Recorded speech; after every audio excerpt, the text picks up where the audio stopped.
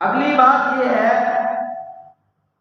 کہ یہ جو سرزمین ہے فلسطین کی سرزمین، اس کا ذکر قرآن پاک میں بھی موجود ہے، احادیث پاک میں بھی موجود ہے، اور بہت ساری احادیث میں ملک شام کی سرزمین کا ذکر ہے، اور پرانے جغرافیے کے لحاظ سے شام میں یہ فلسطین کا علاقہ بھی شام کے اندر داخل تھا، تو اس لیے جن حدیثوں میں شام کا ذکر ہے تو اس میں یہ فلسطین بھی شامل اور داخل ہے۔ قرآن پاک میں اللہ تعالیٰ نے معراج شریف کا واقعہ ذکر کیا ہے، تو وہاں کیا فرمایا ہے؟ سبحان الذی اسریٰ بعبدہ لیلا من المسجد الحرام الی المسجد الاقصی، کہ پاک ہے وہ ذات جو اپنے محبوب کو راتوں رات لے گئی مسجد حرام سے مسجد اقصی تک۔ یہ مسجد اقصی کہاں واقع ہے؟ فلسطین میں واقع ہے۔ کہاں واقع ہے؟ یہ فلسطین کا ذکر ہے یا نہیں ہے قرآن پاک میں؟ پھر اللہ تعالیٰ نے جگہ بجگہ قرآن پاک میں ذکر کیا ہے انبیاء کرام علیہ السلام کا، کہ حضرت ابراہیم علیہ السلام اور حضرت لوط علیہ السلام، حضرت ابراہیم علیہ السلام چچا حضرت لوط علیہ السلام ان کے بھتیجے تھے، تو جب لوط علیہ السلام کی قوم پر عذاب آیا اللہ تعالیٰ کا، تو اللہ تعالیٰ نے کہا تم دونوں میرے پیغمبر اس زمین سے نکل کر تم اور تمہارے ماننے والے ایک برکت والی زمین کی طرف چلے جاؤ، اور زمین سے مراد یہ فلسطین کی زمین مراد۔ اور سب سے آخری نبی ہمارے نبی صلی اللہ علیہ وسلم سے پہلے جو نبی آئے حضرت عیسیٰ علیہ السلام، وہ بھی اسی سرزمین فلسطین میں اللہ تعالیٰ نے ان کو بھیجا، اور قرآن پاک میں ذکر ہے والتین والزیتون وطور سینین وہذا البلد الامین۔ اس کی تفسیر میں علامہ ابن کثیر رحمۃ اللہ علیہ فرماتے ہیں تین سے مراد دمشق کی جامع مسجد مراد ہے، زیتون سے مراد وہ فرماتے ہیں کہ زیتون سے مراد مسجد اقصی مراد ہے، وطور سینین اور طور سینا سے مراد وہ پہاڑ ہے جہاں حضرت موسیٰ علیہ السلام اللہ تعالیٰ سے ہم کلام ہوا کرتے تھے، وہ بھی اسی سرزمین پر واقع ہے۔ وَهَذَا الْبَلَدِ الْأَمِينِ، اور اس مقدس امن والے شہر کی قسم، اس شہر سے مراد فرماتے ہیں مکہ مکرمہ کا شہر مراد ہے۔ تو میرے محترم بھائیوں، اللہ تعالیٰ نے 4 قسمیں اٹھائی ہیں، اور ان قسموں کے اندر اللہ تعالیٰ نے فلسطین کی سرزمین کی بھی قسم اٹھائی ہے اور شام کی سرزمین کی بھی قسم اٹھائی ہے۔ دیکھیں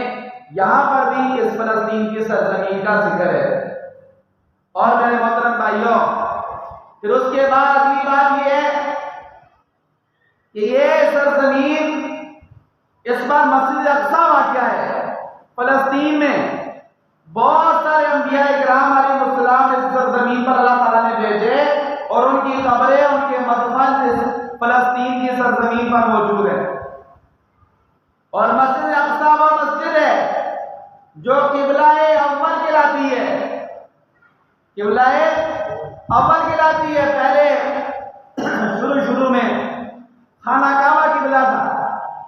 پھر پیارے نبی صلی اللہ علیہ وسلم اور آپ کے جان نثار وفادار صحابہ کرام جب ہجرت فرما کے مدینہ طیبہ گئے تو 16 یا 17 مہینے تک اللہ کے پاک نبی صلی اللہ علیہ وسلم اور آپ کے صحابہ کرام اس بیت المقدس کی طرف مسجد اقصی کی طرف رخ کر کے نماز پڑھتے تھے۔ کتنے مہینے؟ 16 یا 17 مہینے۔ اور پھر عین نماز کے اندر اللہ تعالیٰ کی طرف سے حکم آیا فَوَلِّ وَجْهَكَ شَطْرَ الْمَسْجِدِ الْحَرَامِ، کہ پیارے نبی جی آپ اپنا چہرہ مبارک، اپنا رخ انور، اپنا وضحا والا چہرہ آپ مسجد حرام کی طرف رخ کر کے نماز پڑھیں۔ تو عین نماز کے اندر ہی پیارے نبی صلی اللہ علیہ وسلم بھی اور آپ کے صحابہ کرام رضوان اللہ تعالیٰ علیہ اجمعین بھی نماز کے دوران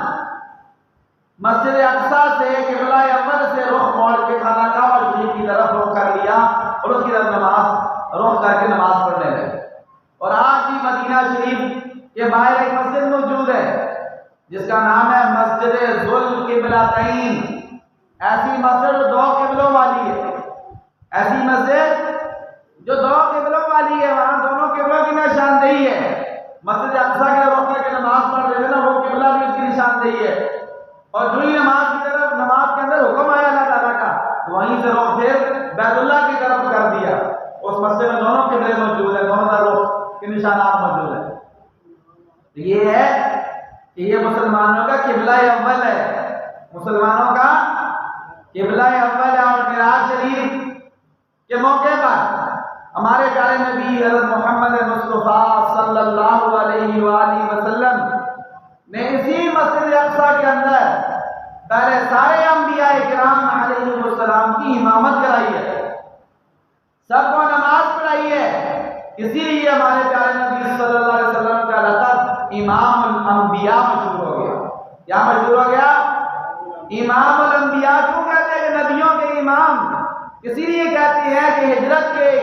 رات اللہ کے پاک نبی صلی اللہ علیہ وسلم نے جاتے ہوئے یا آتے ہوئے آپ صلی اللہ علیہ وسلم نے انبیاء کرام علیہ السلام کو مسجد اقصی فلسطین میں آپ نے نماز پڑھائی ہے،